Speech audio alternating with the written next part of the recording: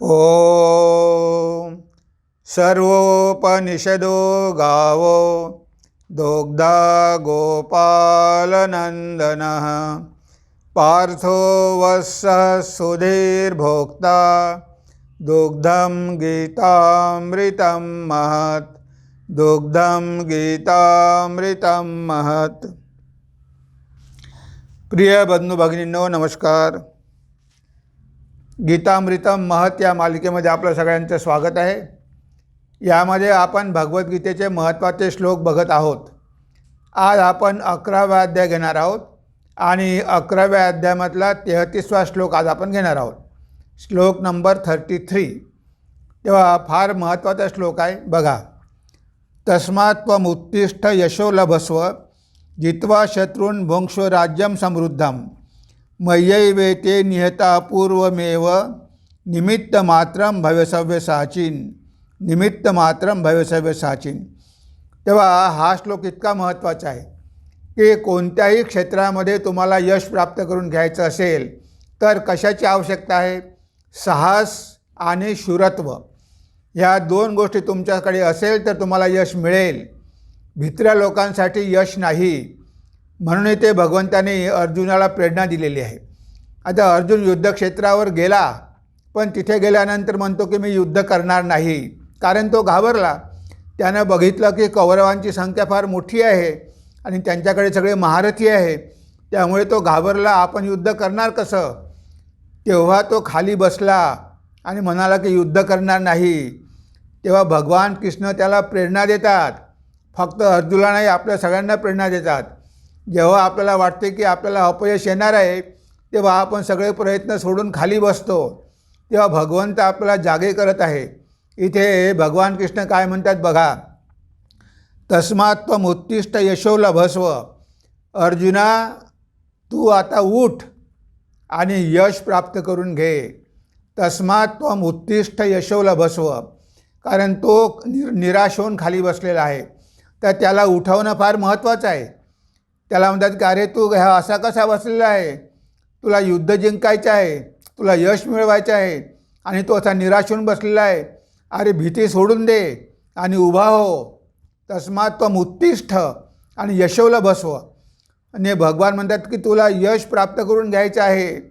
आणि जर आपण घाबरलो आणि खाली बसलो तर आपण जीवनामध्ये कधीही कोणत्याही क्षेत्रामध्ये यश प्राप्त करून घेऊ शकत नाही। म्हणून भगवान कृष्ण आपल्याला इथे सांगतात की घाबरू नका।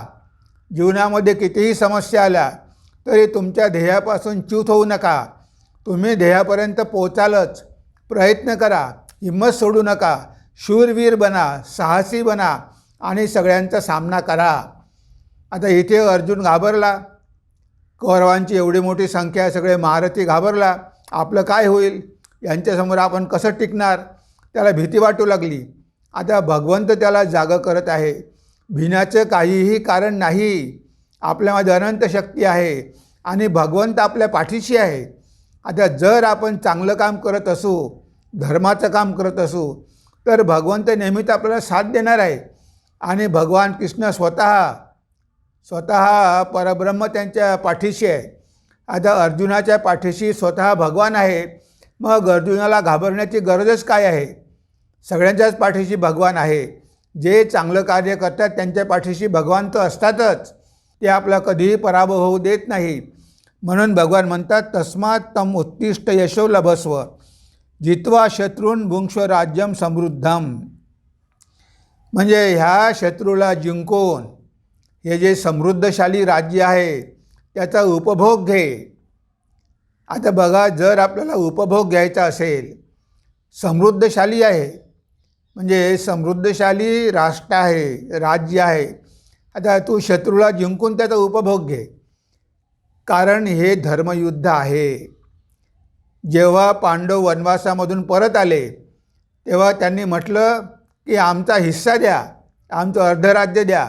तेव्हा दुर्योधन म्हणाला की काहीही तुम्हाला मिळणार नाही। तेव्हा पांडव म्हणाले की कमीत कमी 5 गावं तरी द्या, 5 गावं दिली तरी आम्हाला समाधान आहे। तेव्हा तो दुर्योधन म्हणतो की सुईच्या टोकावरची जमीन एवढीसुद्धा मी तुम्हाला देणार नाही। म्हणजे बघा किती अहंकार। त्यांची संपत्ती, त्यांचंच राज्य, त्यांचंच सगळं काही, पण कपट करून त्यांचं राज्य सगळं हिसकावून घेतलं आणि आता म्हणतो की तुम्हाला काहीच मिळणार नाही. त्यांना 12 वर्ष वनवासामध्ये पाठवलं, अज्ञातवासामध्ये पाठवलं आणि आता ते परत आले आणि आता म्हणतो की तुम्हाला तुमचं राज्य मिळणारच नाही. आता हा अन्याय आहे की नाही? आता अन्यायाचा सामना करावाच लागेल ना. कुणी जर आपल्यावर अन्याय करत असेल तर आपण शांतपणे बसून राहू का? तेव्हा अर्जुन म्हणतो शेवटी काय आहे, आपलेच भाऊ आहे, त्यांना राहू द्या आनंदात. ते बरोबर नाही. ते सगळे दुष्ट लोक आहे. त्यांनी कपट कारस्थान करून सगळं हिसकावून घेतलेलं आहे आणि तुम्ही त्यांना माफ करणार. तेव्हा इथे भगवंत म्हणतात की नाही, त्या लोकांनी राज्य केलं तर लोकांना त्रास होईल. चांगल्या लोकांनीच राज्य केलं पाहिजे, म्हणून पांडवांनीच राज्य केलं पाहिजे. तेव्हा तू घाबरून जाऊ नको. आता युद्ध केल्याशिवाय पर्याय नाही. आपण सगळे मार्ग बघितले, पण दुर्योधन काहीही ऐकायला तयार नाही आणि कुणाचंच ऐकायला तयार नाही. मग आता युद्धाशिवाय पर्याय उरला कुठे? तेव्हा युद्ध करावंच लागणार आहे. म्हणून तू असा बसून राहिल्यामुळे काही तुला यश मिळणार नाही. तर हे समोर जे शत्रू आहे, हे शत्रू आहे, त्यांना कुठे वाटते तुम्ही त्यांचे भाऊ आहे? तुला वाटते की ते आपले भाऊ आहे, पण त्यांना नाही वाटत. त्यांना वाटते की तुम्ही त्यांचे शत्रू आहे. आता तुमच्यासमोर शत्रू उभा आहे, तेव्हा असं पळून जाणं योग्य नाही. इथे या शत्रूंना जिंकावं लागेल. त्यामध्ये काहीही हरकत नाही. मृत्यू आला तरी हरकत नाही, पण शत्रूला जिंकून घे आणि हे समृद्धशाली राज्य शेवटी तुमचंच आहे.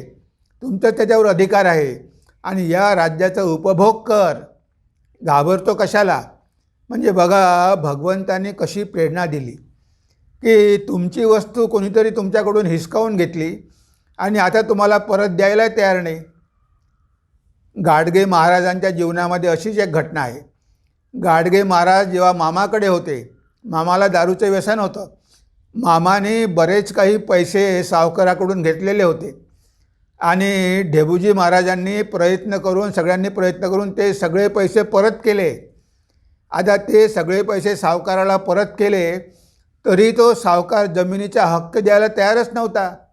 तुम्हाला की नाही, तुम्ही पैसेच दिले नाही, मी जमीन सोडणार नाही. आता बघा, अन्याय आहे का नाही?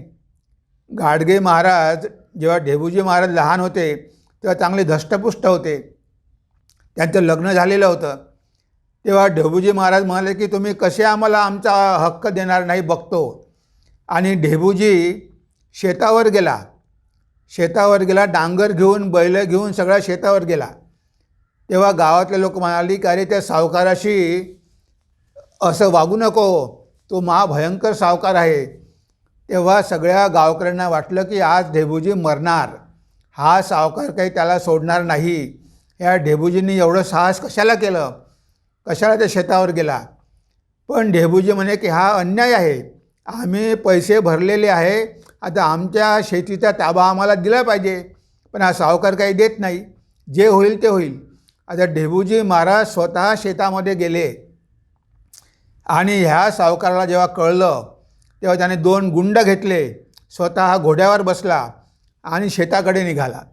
आता शेतावर गेल्यानंतर तिथे सावकार घोड्यावर बसलेला आहे. त्या 2 गुंडांना ढेबूजीवर पाठवलं, त्यांच्या हाती काठ्या आहे. तेव्हा ढेबूजी म्हणाला की तुम्ही तुमच्या बायकोचं कुंकू पुसून आलेला आहात ना? मी माझ्या बायकोचं कुंकू पुसून आलेलो आहे, मी मरायला तयार आहे. तुम्ही आले ना कुंकू पुसून? ते लोक धष्टपुष्ट होते आणि 2 जण होते आणि ढेबूजी महाराज एकटे. जसे ते त्यांच्याजवळ आले, ढेबूजी महाराजांनी दोघांच्या हातच्या काठ्या धरल्या आणि ओढल्या आणि त्या काठ्या फेकून दिल्या आणि 2ही गुंडांना 2 बगलेमध्ये अशा प्रकारे दाबून ठेवलं आणि दाबलं आणि फेकून दिलं. ते दोघंच्या दोघंही पडले. पुन्हा जवळ आले, पुन्हा त्यांना तसंच केलं. आता मात्र हे गुंड घाबरले. ह्या गुंडांना वाटलं की ढेबूजी महाराजांचे काही शक्य नाही आहे, आपण त्यांच्यासमोर काहीच करू शकत नाही आणि ते दोघंही पळायला लागले. मग ढेबूजी महाराज त्या सावकाराच्या मागे धावले. आता सावकाराला वाटलं की आपल्याला जर ढेबूजी महाराजांनी मारलं तर गावामध्ये सगळा आपला अपमान होईल. आणि आपले पैसे कोणीच परत करणार नाही. मग सगळे आपल्या विरुद्ध बंड पुकारेल. म्हणून तो सावकार घोड्यावर बसून पळत आला, गावामध्ये आला. आणि गावामध्ये ही सगळी बातमी पसरली की ढेबूजी महाराजांनी सावकाराला पळवलं. आणि संध्याकाळी तो सावकार स्वतः ढेबूजी महाराजांच्या घरी आला, सगळे कागदपत्र घेऊन आला आणि सांगितलं की हे तुमची जमीन मी तुम्हाला हक्क देत आहे. सही करून घेतली, सगळं केलं आणि ढेबूजी महाराजांना त्या शेतीचा ताबा दिला. बघा, आता ढेबूजी महाराज जर घाबरले असते तर जमीन गमावावी लागली असती की नाही. पण ढेबूजी महाराज बिलकुल घाबरले नाही. सगळ्या गावातले लोक म्हणायचे की ढेबू तू जाऊ नको, अरे तो सावकार भयंकर आहे, तुला मारून टाकेल. पण ढेबूजी महाराज बिलकुल घाबरले नाही. ठीक आहे, मेलो तरी चालेल, पण माझी जमीन आहे, पैसे भरलेले आहे, तरी मला हक्क देत नाही. म्हणजे बघा, अशा प्रकारचं साहस गाडगे महाराजमध्ये लहानपणापासूनच होतं. म्हणून तर ते एवढे महान होऊ शकले ना जीवनामध्ये. किती संकटाचा सामना करावा लागला. तेव्हा अशा प्रकारे आपल्याला संकटांचा सामना करावा लागतो, घाबरून होत नाही. आपल्याला स्वातंत्र्य मिळालं, पण तिथे सुभाषचंद्र बोस, लोकमान्य टिळक आणि बाकीचे अरविंद, कितीतरी लोकांनी त्यासाठी आपले प्राण दिले. कितीतरी स्वातंत्र्यवीर आपले प्राण गमावून बसले, ते घाबरले नाही. जेव्हा सुभाषचंद्र बोसांची सेना आली, नेताजींची सेना आली, तेव्हा सगळे ब्रिटिश घाबरले. त्यांना वाटले की आता काय होईल. त्यांचे सैन्य फितूर झाले आणि त्यांचे सैन्य आपलेच लोक होते, ते सगळे फितूर व्हायला लागले. ते सगळे आझाद हिंद सेनेमध्ये यायला लागले. तेव्हा ब्रिटिश घाबरून पळून गेले. भित्रेपणामुळे काही आपल्याला स्वातंत्र्य मिळालं नसतं. तेव्हा सुभाषचंद्र बोसाच्या आझाद हिंद सेनेचे 50,000 सैनिकांनी आपला बळी दिला. इतक्या लोकांनी आपले प्राण गमावले. तेव्हा कुठे ब्रिटिश घाबरले आणि त्यांना पळावं लागलं. म्हणजे बघा, तुम्हाला जर स्वातंत्र्य पाहिजे असेल, तुम्हाला जर तुमच्या जमिनीचा हक्क पाहिजे असेल, तर भित्रेपणामुळे कधीही होत नाही. आपल्याला बंड पुकारावंच लागतं. आणि इथे शेवटी आपल्याला स्वातंत्र्य मिळालं. म्हणजे इथे भगवान कृष्ण सांगतात की अरे, अन्याय सहन करू नका. तुमच्यावर कोणी अन्याय करत असेल तर तुम्ही मेले तरी हरकत नाही, पण त्या अन्यायाचा प्रतिकार करा. तुम्ही शूरवीर व्हा. तुम्ही भित्रेपणामुळे पळून जाण्याचा प्रयत्न करू नका. त्यामुळे तुम्हाला जीवनामध्ये कधीच यश मिळणार नाही. असा भगवंताचा आपल्या सगळ्यांना उपदेश आहे. हेच भगवंत आपल्याला सांगतात. आणि ते काय म्हणतात? मयैवेते निहता पूर्वमेव. हे जे तू बघतो आहे ना तुझ्यासमोर कौरव, हे जे कौरव आहे, हे जे शत्रू आहे, त्यांना मी पूर्वीच मारून टाकलेलं आहे. म्हणजे बघा, ही भगवंताची लीला असते. भगवंत भविष्य बघू शकतात, त्यांना माहिती असते. आता भगवान कृष्णाला माहिती आहे की जय होणार आहे तो अर्जुनाचाच, जय पांडवाचाच होणार आहे. ते भगवंताच्या समोर काही कौरव टिकू शकत नाही, कारण ते अधर्माच्या मार्गाने चाललेले आहे. आणि अधर्माच्या मार्गाने गेल्यामुळे त्यांचं रक्षण होणं शक्य नाही. सत्यमेव जयते. जय सत्याचा होतो, असत्याचा आणि अधर्माचा जय कधीच होत नाही. तेव्हा इथे भगवंत म्हणतात, भगवान कृष्ण म्हणतात की अरे, घाबरतो कशाला? त्यांना मी ऑलरेडी मारून टाकलेलं आहे, बघ. आणि अर्जुन बघतो की सगळे मेलेलेच आहे. म्हणजे भगवंत भविष्य बघू शकतात. त्यांनी ऑलरेडी सगळ्यांना मारून टाकलेलं आहे, तेच मारणार आहे. त्यांच्या चक्रामुळे सगळे मरणार आहे. त्यात तू घाबरू नको, कारण हे माझं कार्य आहे. मी ठरवलेलं आहे की त्यांचा विनाश करायचा. आता मी ठरवल्यानंतर मी ठरवलं ते होणारच आहे. तू काय ते थांबवू शकत नाही. ते सगळे मरणारच आहे. त्याच्यामुळे निमित्त मात्रम भव सर्वसाची. अर्जुना, तुला मी फक्त निमित्त करत आहे. समजू नको की तू त्यांचा विनाश करणार आहे. तू त्यांना नष्ट करणार नाही. ह्या सृष्टीची निर्मिती, सृष्टी, स्थिती, प्रलय मीच करत असतो. तुला माहिती नाही का मी भगवंत आहे? हे जग मीच चालवतो आणि मीच सगळ्यांचा विनाश करणार आहे. तू काय करणार आहे? तुझ्याकडून काय होणार आहे?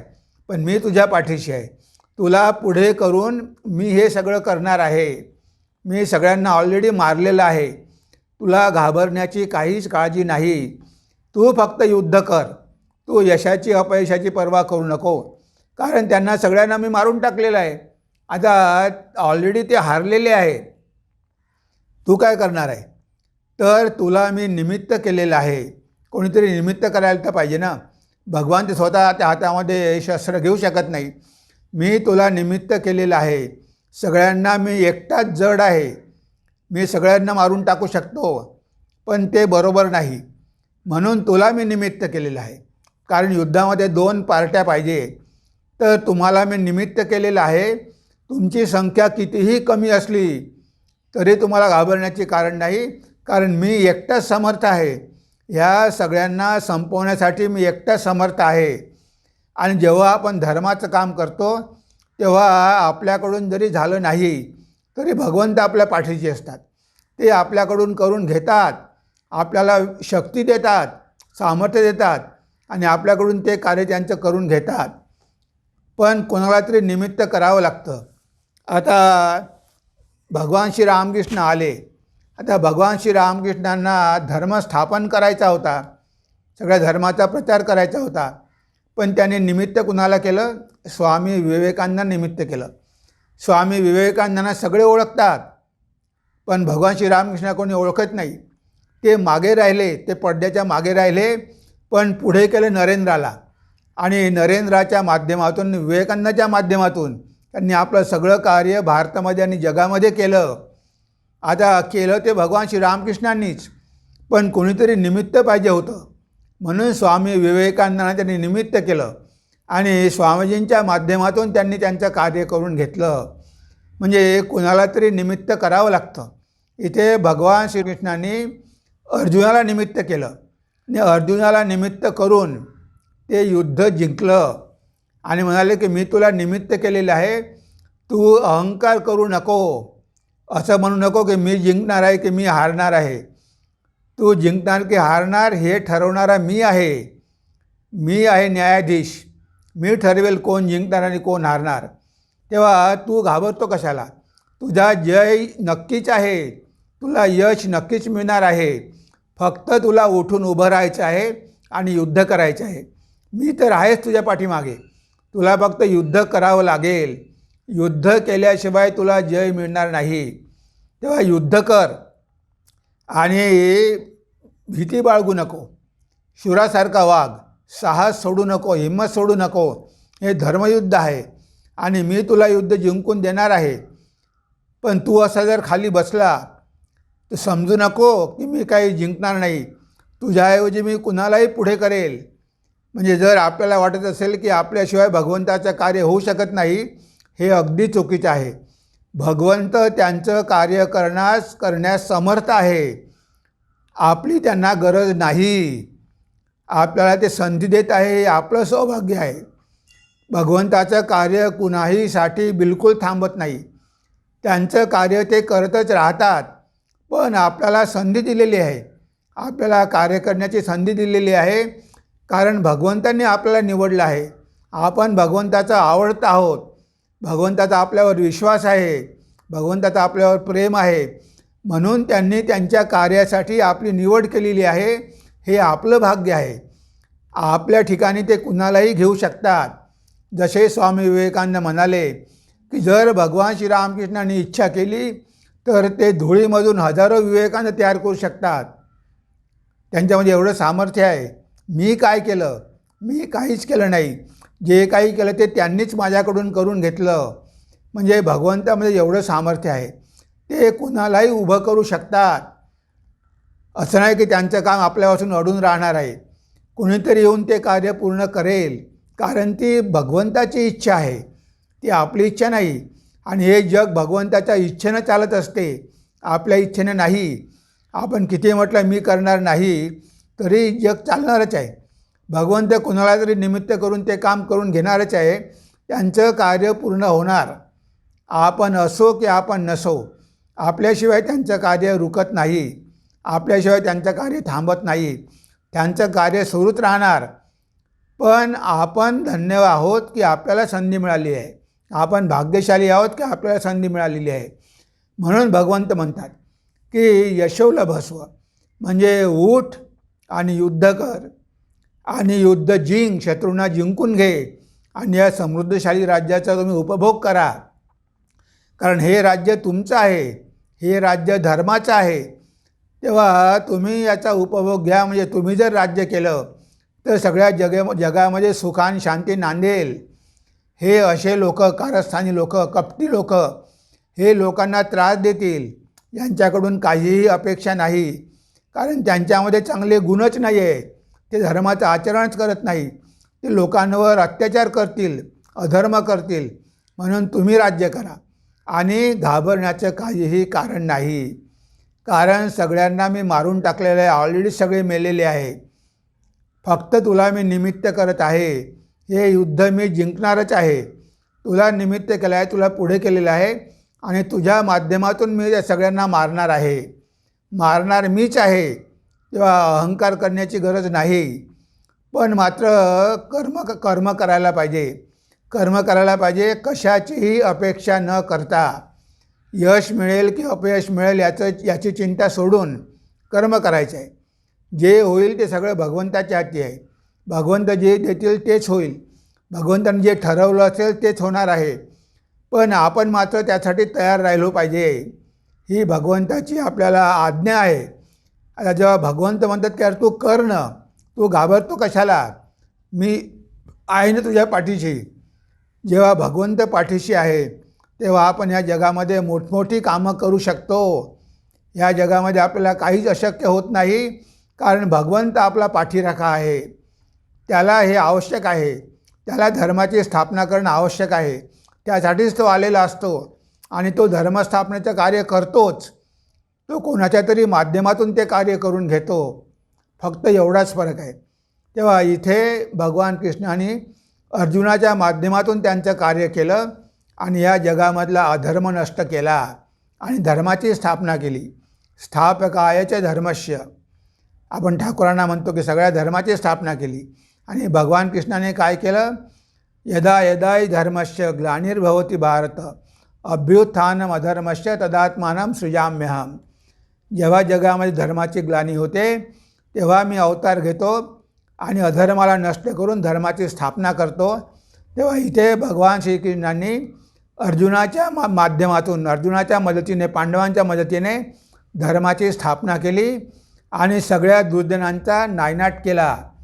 जे काय होते, जरासंघ होता, त्याच्यानंतर शिशुपाल होता, तर या कंस होता, या सगळ्यांना नष्ट करून त्यांनी धर्माची स्थापना केली आणि सगळं काही पांडवांच्या हाती सोपवलं.